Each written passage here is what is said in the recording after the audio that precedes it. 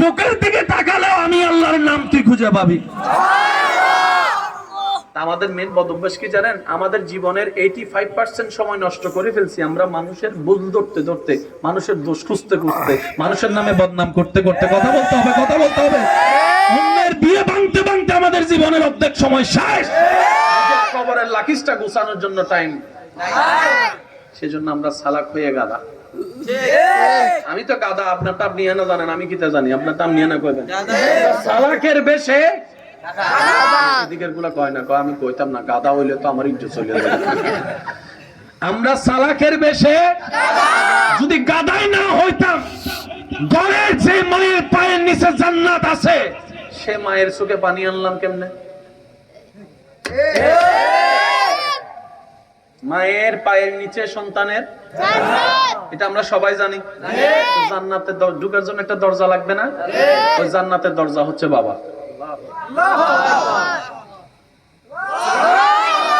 আমরা কোথায় যেতে চাই? জান্নাতে ঢোকার জন্য দরজা লাগবে না?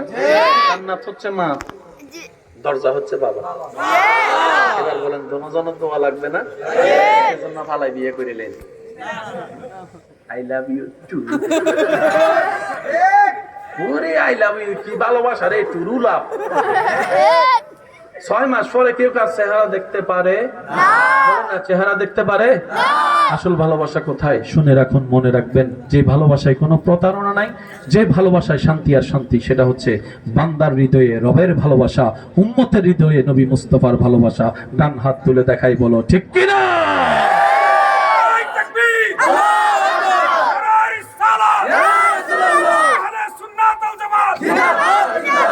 উচ্চ আওয়াজে বলেন মারহাবা।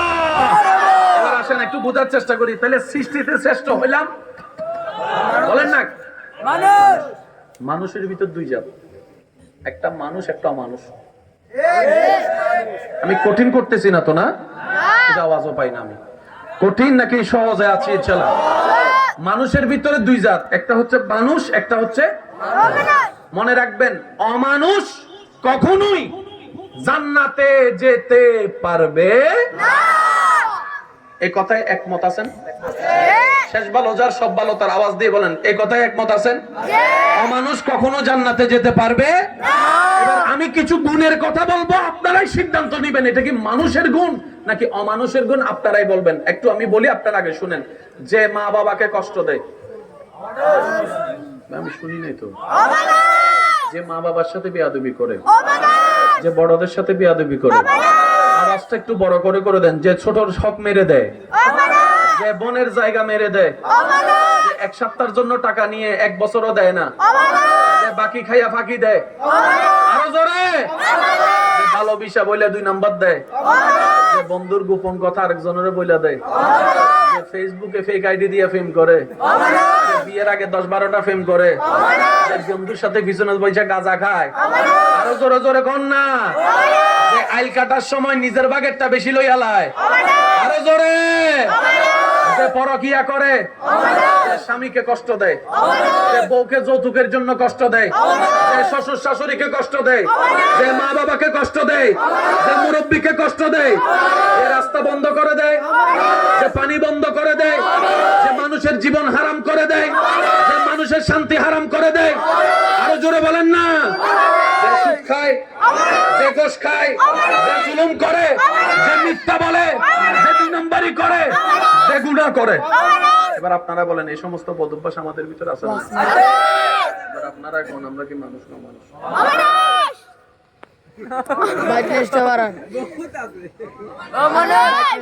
আমি অমানুষ, আপনারটা আর অমানুষ জান্নাতে যেতে পারে না। এই অঙ্কটা একটু বোঝার চেষ্টা করি। এই সমস্ত বদভ্যাস অমানুষের বদভ্যাস। আমি বক্তা দিয়ে শুরু করি, না হয় করবেন আমরা তো নিজেরটা কম না। দেখো হুজুরদের ভিতরে বলেন না, হুজুরদের ভিতরে আছে, বক্তাদের ভিতরে আছে, হাফেজদের ভিতরে আছে, ডাক্তারের ভিতরে আছে, জোরে জোরে বলেন ডাক্তারের ভিতরে আছে, এই অমানুষের অভ্যাসগুলো উকিলের ভিতরে আছে, নেতার ভিতরে আছে, মেম্বারের ভিতরে আছে, চেয়ারম্যানের ভিতরে আছে, এমপির ভিতরে আছে, নেতার ভিতরে আছে, হুজুরের ভিতরে আছে, আলেমের ভিতরে, বড় ভাইয়ের ভিতরে, ছোট ভাইয়ের ভিতরে, দাদা নানার ভিতরে, দাদি নানির ভিতরে, ভাইয়ের ভিতরে, মা বাবার ভিতরে, চাচা জেরার ভিতরে, আবু বকর সিদ্দিকের ভিতরে,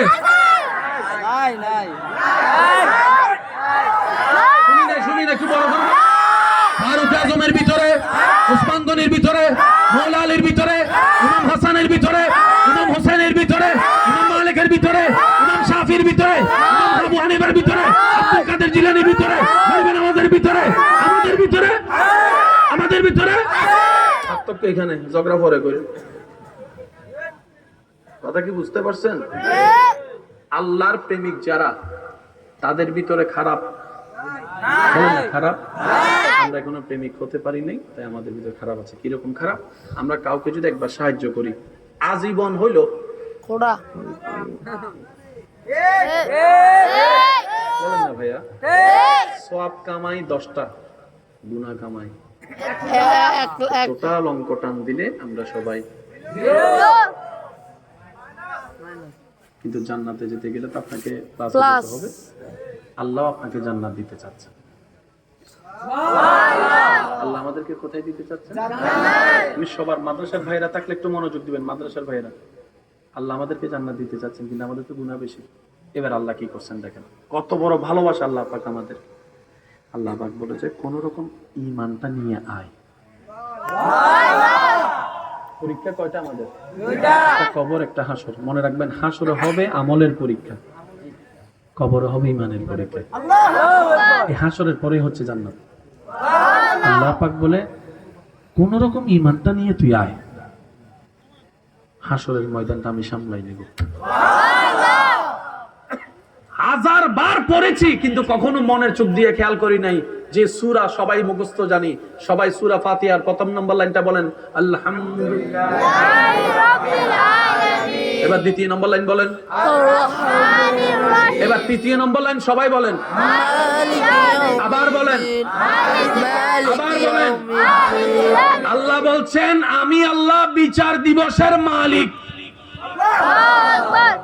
এই মুহূর্তে মাইকের আওয়াজ যত দূর যাচ্ছে, যে যেখান থেকে শুনতে পাচ্ছেন, গভীর মনোযোগ। আল্লাহ বলছেন আমি বিচার দিবসের, আবার বিচার করবেন কে? আল্লাহ। সেজন্য আবার আল্লাহ পাক বলছেন আনা আহকামুল হাকিমিন, আমি বিচারক। আল্লাহ নিজেকে কয়টা কথা বলছেন? একটা বলছেন আমি মালিক, আবার বলছেন আমি বিচারক। কাকে বলে? যে কোনো আদালতের ছাত্রকে জিজ্ঞেস করেন। কষ্ট হচ্ছে বুঝছি, আমি একদম শর্ট টাইমে শেষ করছি। বিচারক কাকে বলে? যিনি বিচারের আসনে বসার পরে আপন পর দেখে না, টানাটানি পক্ষপাতিত্ব করে না, যে যতটুকু পাবে তাকে ততটুকু দিবে, উনি হচ্ছেন বিচারক। এবার বলেন সবকিছু জানে কে? আল্লাহ। আপনি সম্পর্কে তো আপনি জানেন। আচ্ছা আপনি বলেন তো, আল্লাহ যদি বিচারক হয়ে বিচার করে একজন জান্নাতে যাবে দেখান তো? আমি তো আগে নাই, আপনার নাম লিখব না। এবার বলেন জান্নাতে যাবেন কেমনে? এই পুরো প্রসেসিংটাকে আল্লাহ পাক ঘুরাই ফেলছে হাসরের ময়দানে। কোরআনে বারংবার বলেছে, আমরা খেয়াল করি নাই। জান্নাত বানাইছেন কয়টা? জোরে বলেন। শাস্তির জায়গা জাহান্নাম বানাইছে। আল্লাহ তো বানাইয়াই প্রমাণ করে দিয়েছে জান্নাতি বেশি হবে, সেজন্য একটা বেশি বানাই দিয়েছে। আল্লাহ চায় সবাই জান্নাতে যাক। আমার জান্নাতে গেলে আপনার লস নাই তো, আপনি জান্নাতে গেলে আমার লস নাই তো। আল্লাহ কয় জাত জাত হে হে পাবি, মিল্লা তাক, মিল্লা চল, মিল্লা চল। লা তুফসিদু ফিল আরদ, জমিনে ঝগড়া করিস না, অশান্তি করিস না। আমি আল্লাহর জমিনটাকে আমানত হিসেবে সম্মান কর। কাহিনী শেষ এখানে, এত জামিলার কিছু না। রিজিকে যেটা আছে শেষ প্রান্ত থাকলে হলো আসবে।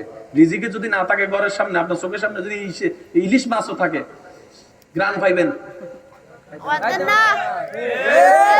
এতটুক বিশ্বাস থাকলে জামিলা অর্ধেক শেষ। কথা বলেন ঠিক কিনা? আর একটু জোরে বলেন ঠিক কিনা? এবার দেখেন প্রসেসিংটা কি হবে। হাসরের ময়দানে সবাই আমরা যাব, বিচারক কাজ ঘরে যাব। আল্লাহ বিচারক হয়ে বিচার করবেন, যে জান্নাত পাবে তাকে জান্নাত দিবে, যে জাহান্নাম পাবে জাহান্নাম দিবে। আল্লাহু আকবার। তাহলে বিচারকের দায়িত্ব। এবার আল্লাহ পাক বলছে ফেরেশতা অমুককে জাহান্নাম থেকে বের করে জান্নাতে নে। ফেরেশতা বলবে আল্লাহ তুমি তো বিচারক হয়ে বিচার করলা। রব বলবে যে বিচারক হয়ে যার প্রাপ্য যেটা সেটা দিয়েছে। মালিক ইয়াউমিদ্দিন, বিচার দিবসের মালিক হয়ে জাহান্নামীরা জান্নাতি বানাইছি। আমার নবী সুপারিশ করছে। মালিক কাকে বলে? যে সকাল 6টার দোকান 9টাও খুলতে পারে, সমস্যা নাই। 10টার দোকান 12টাও খুলতে পারে, সমস্যা নাই। কর্মচারীরা রাখতেও পারে, বাইর করে দিতে পারে। ওনার নাম মালিক, ওনার নাম মালিক। রব বলছেন সূরা ফাতিহা, মালিক ইয়াউমিদ্দিন। ও বান্দা, তোদেরকে জাহান্নামী থেকে জান্নাতি বানানোর জন্য আমি বিচারকের পরে মালিক হয়ে আনার রহমান ফিদ দুনিয়া ওয়া আনার রহিম ফিল আখিরাহ, রহমত দিয়ে তোদেরকে জান্নাতের ব্যবস্থা করে দিব। তাকবীর, আল্লাহু আকবার, নারে রিসালাত, বারিয়া দরবার শরীফ, আল্লাহু আকবার। সেজন্য কোরআনে আল্লাহ তাআলা বলেছেন লা তাকনাতু, বলেন না লা তাকনাতু মির রাহমাতিল্লাহ, আল্লাহর রহমত থেকে নিরাশ টোটাল কথাটাকে আমি এক জায়গায় বলি। আমাদের কাজটা কি? আমাদের কাজ হচ্ছে 24 ঘন্টা আল্লাহকে খুশি করে চলা। আল্লাহু আকবার, 24 ঘন্টা আল্লাহকে খুশি করে আমাদের আর কোনো কাজ নাই। বলেন আমাদের আর কোনো কাজ নাই। আপনি যেটা করলে আল্লাহ খুশি হবে আপনি সেটাই করেন। আপনি যদি মা সেবা করেন আল্লাহ খুশি হবে এটাই করেন। রব বলে যে দুনিয়াতে শয়তানের মুখে লাথি মেরে কোন রকম আমারে খুশি করে আয়। সুবহানাল্লাহ, একটু জোরে বলি। বান্দা দুনিয়াতে কোন রকম ধৈর্য সহ্য করে আমি আল্লাহকে খুশি করে যদি তুই কোন রকম হাসরে আসতে পারস, আমি আল্লাহ দয়া করে তোরে খুশি করে দিব। তাহলে বান্দার কাজ হচ্ছে দুনিয়াতে কাকে খুশি করা, আর আল্লাহ হাসরের ময়দানে বান্দাকে খুশি করে দিব। ওই হাজারটা খুশি করার একটা মাধ্যমের নাম নামাজ। এই এখন সুবহানাল্লাহ ছোট হয়ে গেছে। হাজারটা খুশি করার একটা মাধ্যমের নাম কি? নামাজ। নামাজের বড় নিগুড় তত্ত্ব আছে। যখনই মসজিদের মিনার থেকে আওয়াজ কানের মধ্যে বেশি আসবে,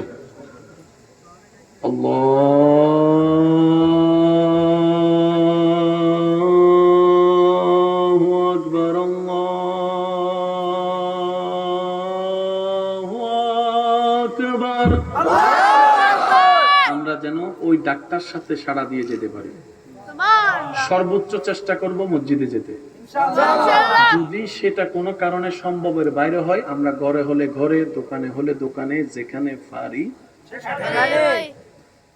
আমরা যে অনেক সময় পারবো না, টাইম টু টাইম আল্লাহ ভালো জানে, সেজন্য আল্লাহ প্রত্যেকটা ওয়াক্তে টাইম দিয়ে দিয়েছে। প্রত্যেকটা টাইম আছে না? নামাজ টাইমে শেষ হয়। যেমন জোহরের নামাজ 1:15 শেষ হয়, এটা হচ্ছে মসজিদের টাইম। আপনি চাইলে 1:00টা যাইও নামাজ পড়তে পারবেন, 1:45 পারবেন, 2টাও পারবেন। আল্লাহ আমাদের জন্য একটু কি দিয়েছেন? সুযোগ দিয়েছেন। বলেন কি দিয়েছেন? সুযোগ দিয়েছেন। নবী বলে কোন বান্দা যখন নামাজে দাঁড়ায় তার মাথার উপরে আল্লাহ প্রদত্ত একটা রহমতের ফেরেশতা চলে আসে। ওই বান্দা যতক্ষণ নামাজে থাকে রহমতের ফেরেশতা তার পক্ষ হয়ে আল্লাহর কাছে ক্ষমা চাইতে থাকে, জিকির করতে থাকে, তওবা করতে থাকে, আল্লাহর কাছে মাফ চাইতে থাকে। জোহর পড়েছেন, আসরের নিয়ত করে ফেলবেন, সাথে সাথে আপনার আসর পড়ার আগ পর্যন্ত শুধু নিয়তের কারণে আলাদা সওয়াব লেখা হবে, আলাদা সওয়াব লেখা হবে। আসরটা পড়ার সাথে সাথে জোহর আসরের মাঝখানে যে গুনাহগুলো হয়েছে ভুলবশত, গুনাহগুলো মাফ করে দেবেন। সুবহানাল্লাহ। এই নামাজের ভিতরে মাশাআল্লাহ মাশাআল্লাহ মাশাআল্লাহ, আসেন আসেন এদিকে আসেন।